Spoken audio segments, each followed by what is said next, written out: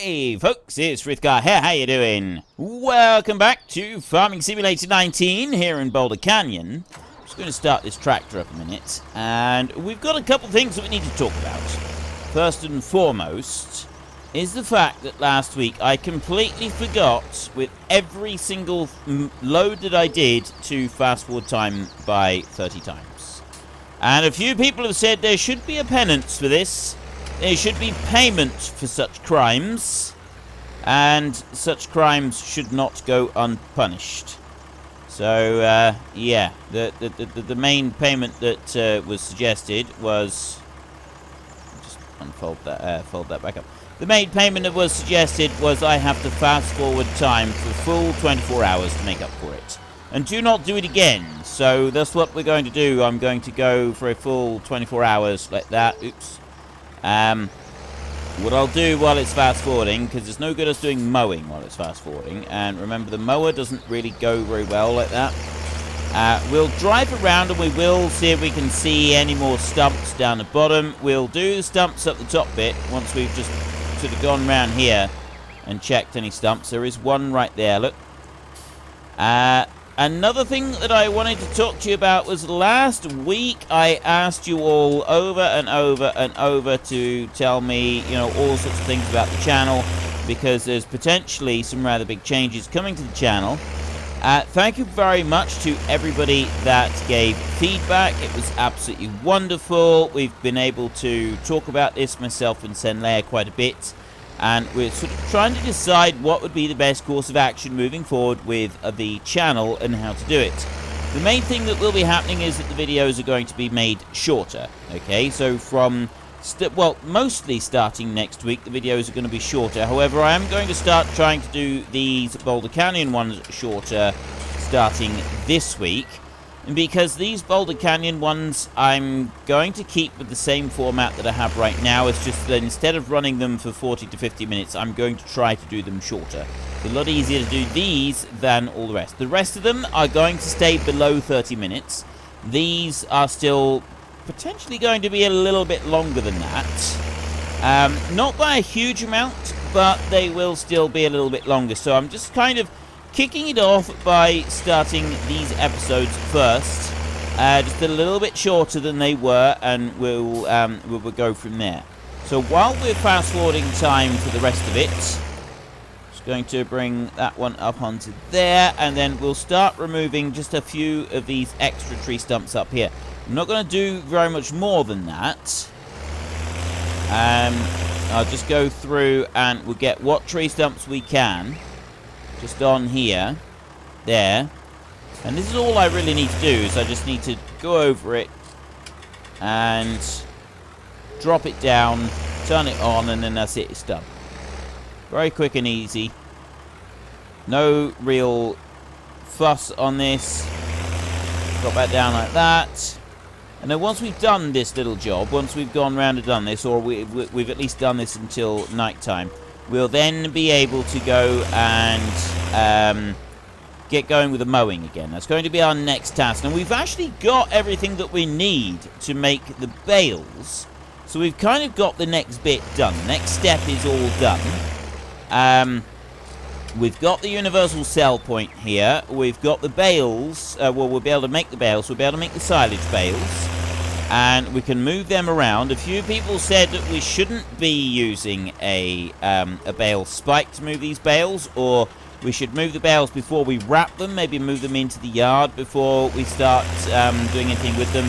So I'll sort of take a look at that. What I was actually thinking of doing was simply we'll drag them over, and we'll use the front loader to do it, because we don't have any kind of auto-load trailer to move the bales at the moment anyway, so we've got no extra treats for those. So if we get the bales back over to this side, then we're back over to the other side, into like the main yard, then we can get the wrapper going. And what I was going to do is I'll put the wrapper on the bale, pick the bale up and wrap it, and as it's wrapping I can then just sort of drive it over towards the sell point and then tip it up onto the sell point in order to sell it. And we just keep doing it like that. So, you know, each one is being sold. We've got the money coming in. Obviously, it's not quite what we said with gathering up whole trailer loads in order to be able to sell anything, but it's going to be a little bit different for bales anyway. Bales, you know, they sell literally as they sit over onto the sell point, so I think it would be alright. I do think that doing it like that would be alright. It's not sort of violating the terms and conditions of our playthrough in any way, shape or form. So we'll see how that works out. We've got to do the mowing first. We've got to mow, and then we've got to row up, and then we've got to get the baler going and bale everything. Just bring that back a little bit and just do that one. Like that. So it's 5 o'clock now. We've almost run out of time. We've done a few tree stumps. I will endeavour to do my absolute best not to forget to fast forward time, to speed time up to 30 times while we're loading the autoloader from this point on. And then hopefully we won't have this shenanigans and nonsense again. Because this is going to cost us. This is an expensive mistake, because it means that we've got an extra day of... a whole extra day of loan interest to pay on this. And that's not an ideal situation to be in at all. Oh yeah, there was one thing we were going to test. I don't know if it's going to work. I don't know if it's going to let us do it. We will go over here. We've got until it says 8 o'clock. It's going to say 8 o'clock any minute now. I wanted to come over here and just see if it will let us do it over this side. Probably not. It's probably not going to let us do it. We don't own this land. No. Right, well, never mind that then. Okay, we'll start driving back. We won't worry about trying to do any more tonight. We'll race back over this side. I'm keeping this one on the front of the tractor anyway, so that when we come to do the mowing, if we do encounter another tree stump that we haven't hit yet, then it's not going to get in our way. We may have the grass grow long enough to be able to cut it again, but I'm not counting on that. Wow, it goes dark fast. Right, so there's 5 o'clock. Oh, it needs to stay on 5 times. Let's jump off of you. 5 o'clock, it's 8 o'clock. And we run over into here. And then we can go rough R, and we can go 11 hours, and we can sleep. That'll take us through until 7 o'clock in the morning. Minus $14,000 we're on now. And I know it says vehicle leasing costs. We do go over this. We already know that is the forklift at the what do you call it, station. You know the forklift at the shop. It's not our forklift, right? That's just to represent daily expenditures from other things. So we'll take you and we will unfold you. So the grass here has not grown to growth stages. It's just grown to 1, so we're not able to do anything with that. Nope, that's not going to let us do anything. But all the bits in the middle that were over the tree stumps previously, those should now be able to be cut, which is a good thing. So we do have some extra grass that we can cut. Some extra grass that is going to be added into it. This is great. This is fantastic. I'll bring that round there. I suppose we could go further out round like this and just knock the sign. Actually, the sign just gets knocked. Doesn't get knocked. The sign just stays there. That's like a permanent addition to it. So if I go down round here, though, because we did one line up through here, I reckon that is going to be ready for cutting. It is. Look at that. We've got a double stripe of grass all the way up through here now. It's going to be extra thick on just this single pass right there. Take a load of that off. Up through there. And then once we've done that, we'll... Obviously, there's no more that we're going to get from it. But I do think that this is going to be alright. We got minus 14,000 at the moment, but it's not going to be all bad. We're going to end up getting a decent bit of money in the end. Let's just keep that one running now.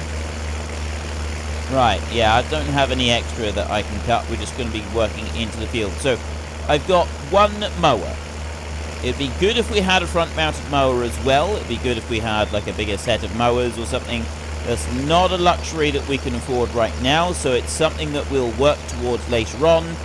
And what are we going to... I think that we're still going to end up getting... I mean, it does depend on what the current price is. We'll have a look at that in a minute. Actually, now I'm really curious. What is the current price? I can very quickly go into here And I can very quickly go up through like that. 257 per 1,000 meters, which makes about $1,000 a bale. $1,000 a bale. If we get 14 bales, we'll break even on this little bit, and then we need to wait for the grass to grow. I don't think that's too bad. Are we gonna? I don't know if we'll get 14 bales out of this bit. I suspect that maybe we won't, but it's a good start. Then we're going to want to start working towards a little bit of extra money, though, aren't we? That's going to be our next target. Is we're going to need a bit more money on top of that 14,000 so that we can get some more grass. Now we've got a reasonable area now that we've got cut down. We've got the there was a tree stump there. When we come back around again, we'll take that one off properly.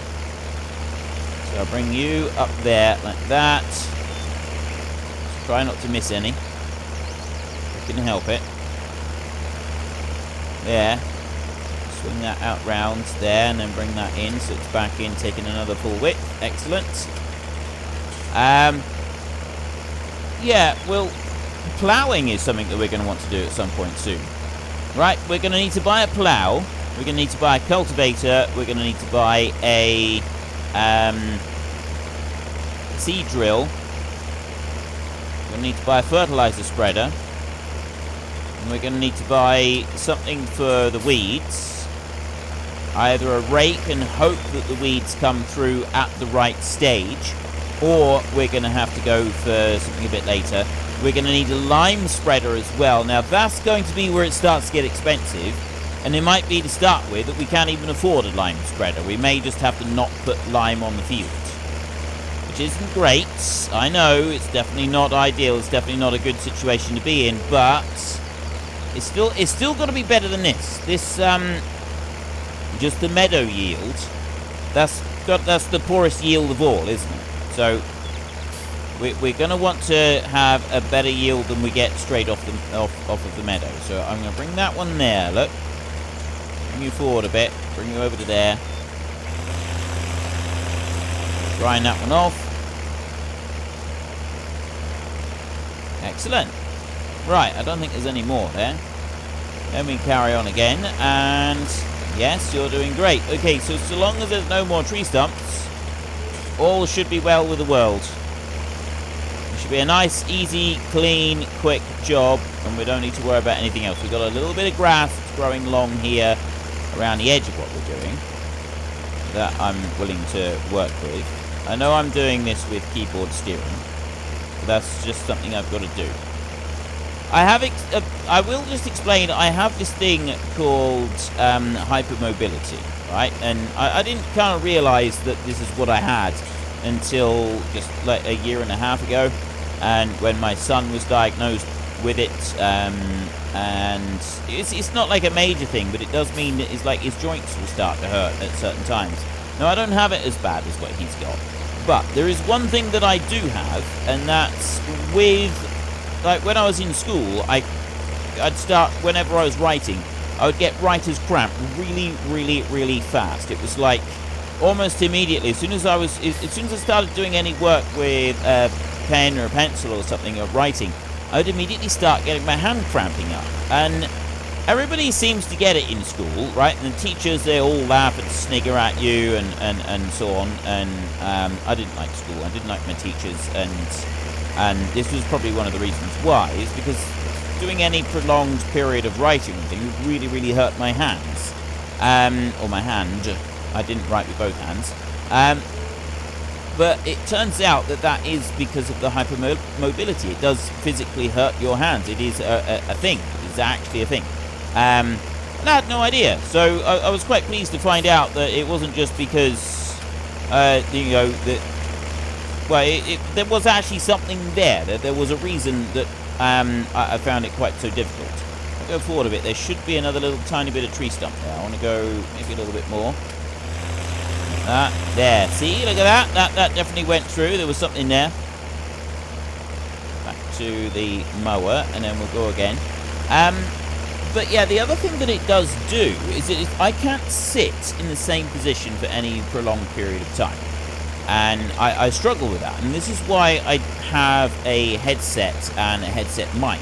And I don't have a standalone mic on my desk that you kind of got to stay in roughly the same position for when you're recording, because otherwise you're fading in and out too much. So I have a headset with a microphone on the headset, and that picks it up, because I move around a lot. But I can't do that when I'm using a steering wheel. You know, it's really difficult to move around anywhere near as much when I'm using my steering wheel setup. Which, right, sometimes it doesn't seem to want to go. I think it's to do with the keyboard steering.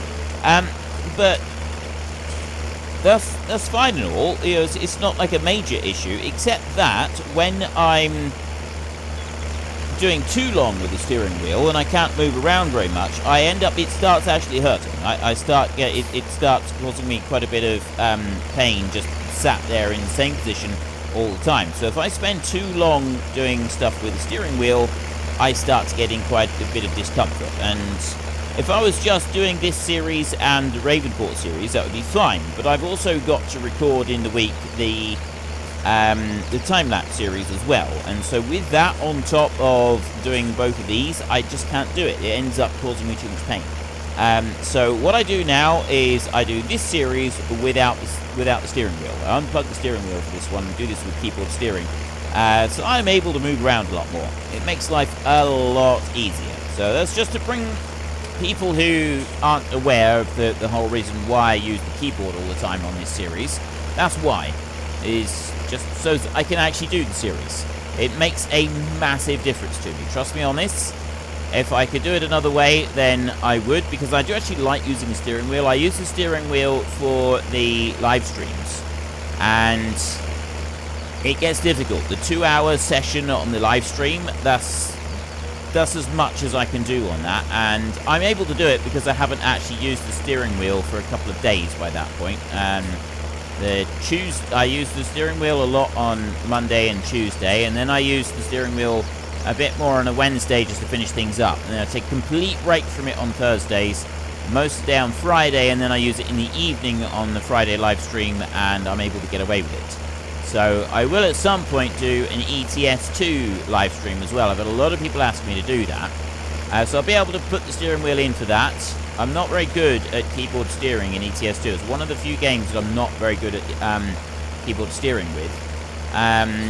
It is definitely easier using a wheel for any game, and there's no denying that whatsoever.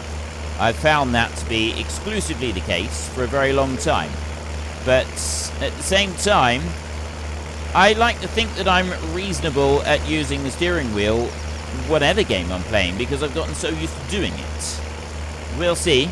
We'll see how it all pans out when I next go to do, when I go to do an ETS2 live stream, whenever that might. It's going to be several weeks yet. It may be sometime in April I'll think about doing that, because we've got Minecraft coming up this week, and then next week it's FS19 again, and then the following week it's going to be World of Warcraft. I'm doing a multiplayer on World of Warcraft, so if anybody does play World of Warcraft, or if you're in the guild and you haven't yet heard about it, on the 29th, I'll be doing multiplayer on there on the World of Warcraft server, on the World of Warcraft guild that we have, which is going absolutely, it's going really well now. We've got quite a lot of people in there. It's absolutely brilliant.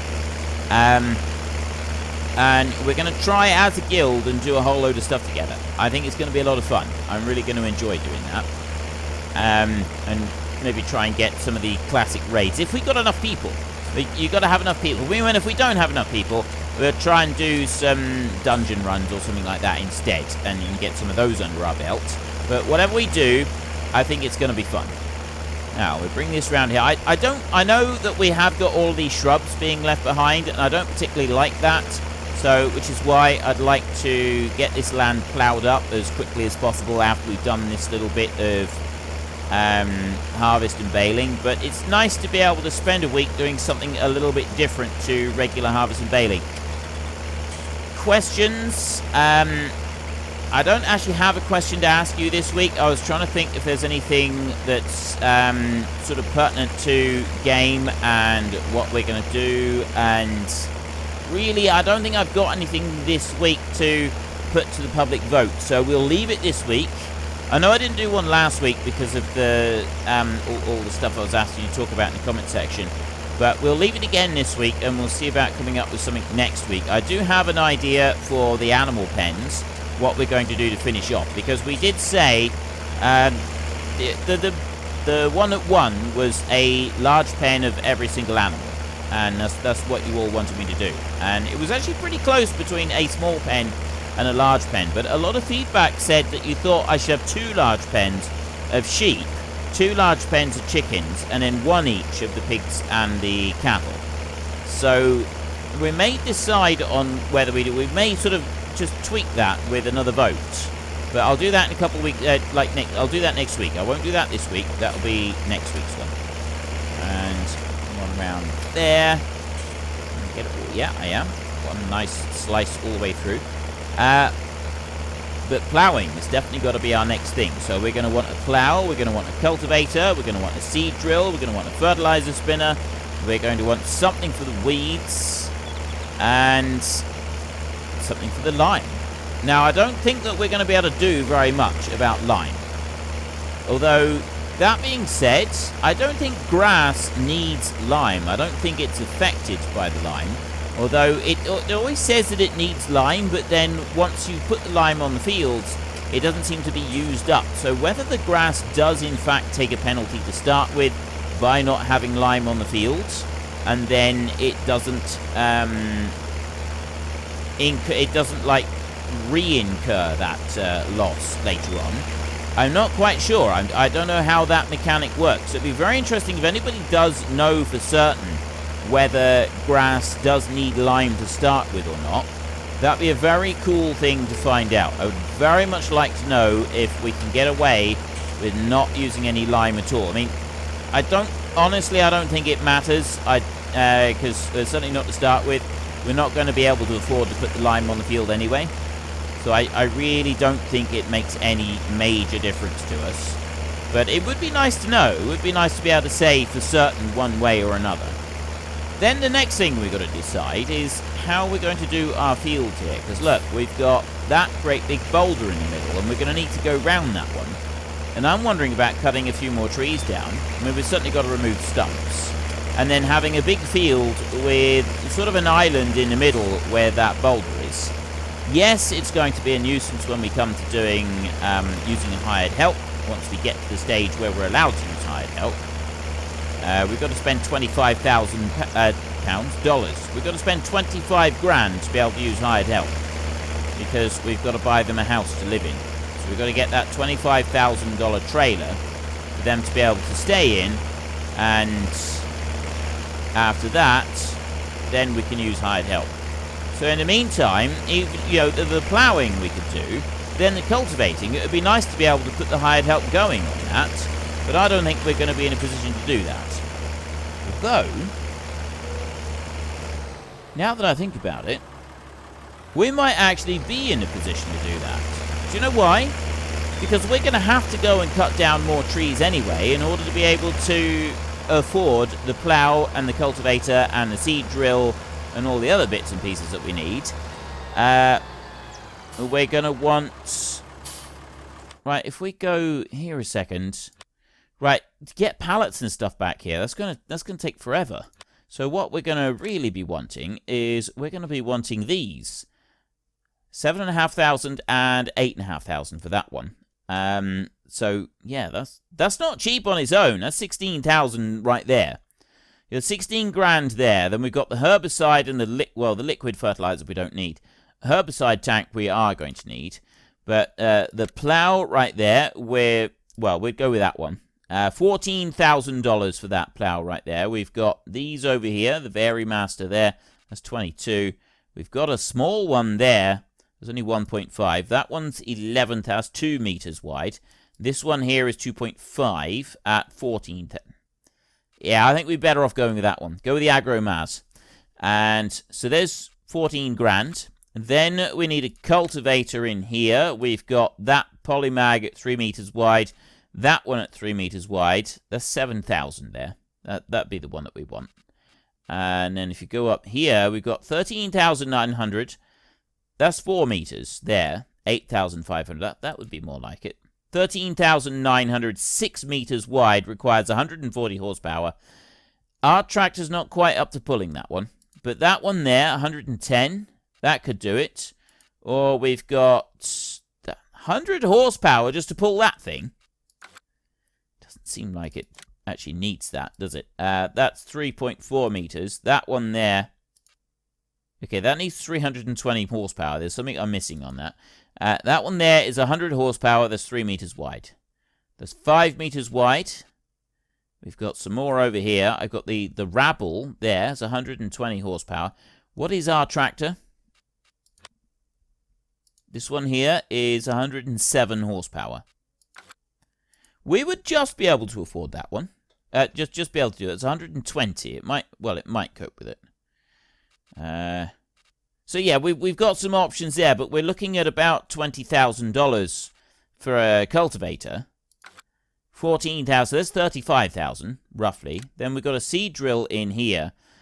Mods, we've got a Great Plains one there, that's 3 meters wide. That's not a bad option, actually, the Great Plains one. We've got the little tiny Amazon one here, which is just frustrating to use, to be honest. But that's 13 grand. This one up here, oh, that's 32, crumbs. And then that's 30, that's 32. Yeah, great that it does do the fertilizer, but again, 180 horsepower. That one's 110. This one down here is 85, 3 meters wide. You're 108 at 3.6 meters, but again, $40,000 is too much. So that one there, that would be about what we're looking for. So we're looking at, let's say 25. We're looking at nearly $40,000. And that's before we even get to a fertilizer spinner. Where's the fertilizer spinner? Fertilizer technology right there. I got $20,000 for that one. $4,000 for the little Kverneland. Now that only takes 700 liters, but that's fine. That's all we need. We don't need any more than that. We cannot do lime. Lime is not going to be an option. You can do lime with those two. That's 39 grand. So we can't put lime on the fields at the moment. That's just not something that we can do. And then for weeders, we've got 18,000 for a weeder there. You got that little tiny one there, which is only 2 meters wide. Yeah, that one, I think the weeds will have grown on before we actually get to use that thing. What about crop protection down here? We've got 30 grand for a sprayer. Good gravy.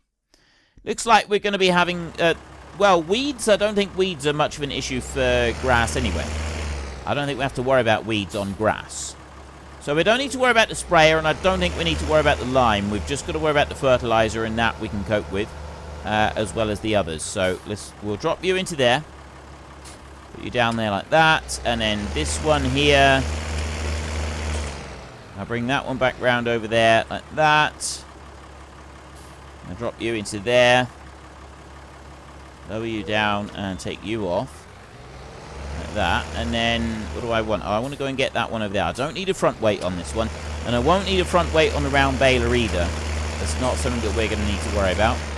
So let's get this one hooked up, and we can go and start doing our baling.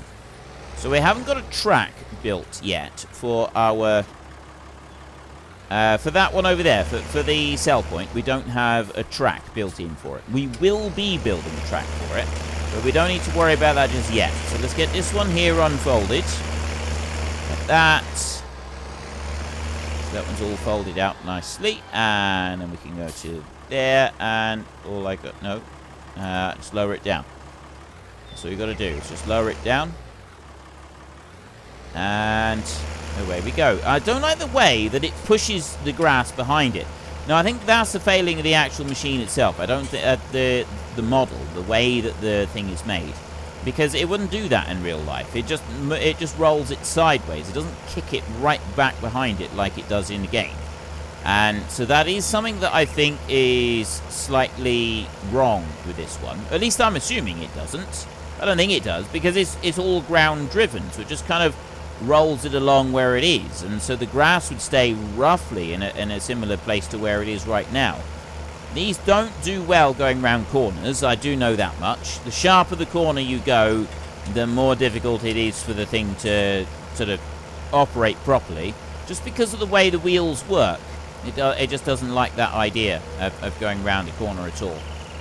And the game does represent that a little bit, but it doesn't do it a huge amount, does it? There is definitely a bit of room, a little room for improvement on that.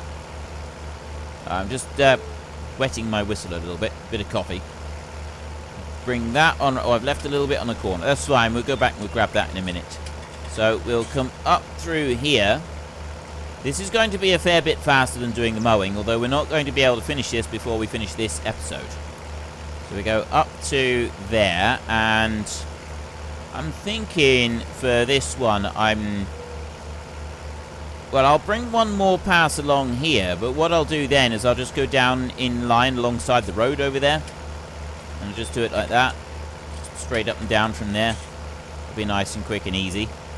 And then I won't have to worry about too much. And the bit that's more difficult, though, is getting that round baler to work. That round baler is... The one thing I don't like about it is that the physical model, the pickup reel on it, is nearly the same size as the Kuhn square baler. But the actual pickup distance width on it for in-game is considerably narrower. So it's like really, really easy to miss bits. You drive on it, and it looks like it's going into the pickup, and it's not doing it at all. Whereas the square baler, you can have bits right outside of the pickup reel, and it picks it up anyway. And there's something that I find more than a little bit frustrating about the difference between the two balers, because it's like the game, it's like they're physically pushing you away from the round baler. It's like they're physically trying to get you to move towards the bigger baler as rapidly as possible, but I don't really see why. I mean, personally, I prefer square balers anyway. I just find the square baler a lot easier to use.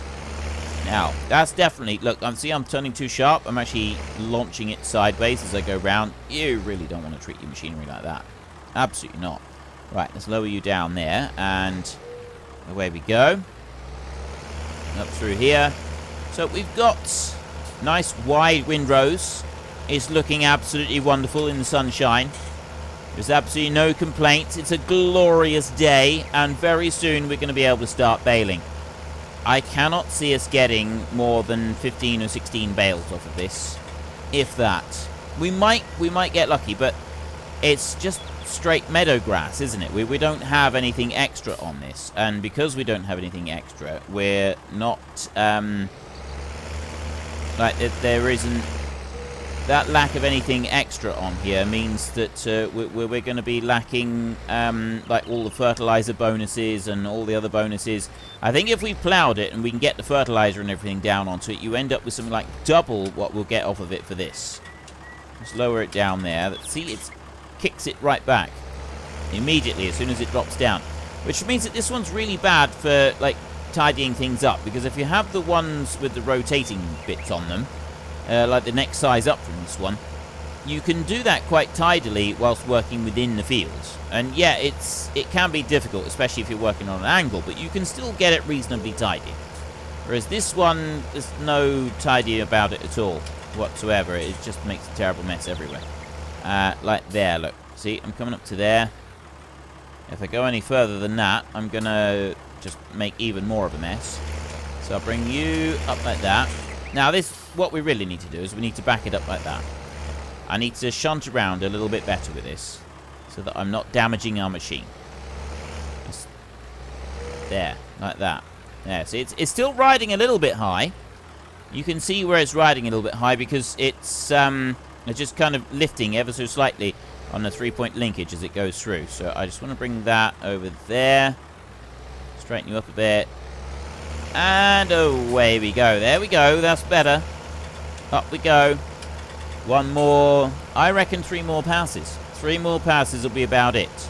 And I also know for certain that we're not going to have time, because like I said, we're going to start shortening these episodes, because I'm going to keep much the same kind of format here, but I still want to keep them under 40-minute episodes, so that I've got time for doing more content. Now, some people did suggest that maybe I should do this particular series more days a week. compared to the other one. I will see. I will consider that. We'll have to think about it, because at the moment I don't really know. We'll see how things go with the other series and the other stuff that I want to do. The whole idea of this is to give me a bit more time, and to start with, I'm likely to be introducing some extra stuff, but we'll see. At the moment, I just don't know. But anyway, that is all we've got time for today. So if you've enjoyed this episode, then please head down below and give us a like. And if you really enjoyed it, then please tell your friends all about me. Get them to come and watch as well. That would be awesome. And until next time, thank you very much for watching. This is Frithgar. Goodbye, and see you later.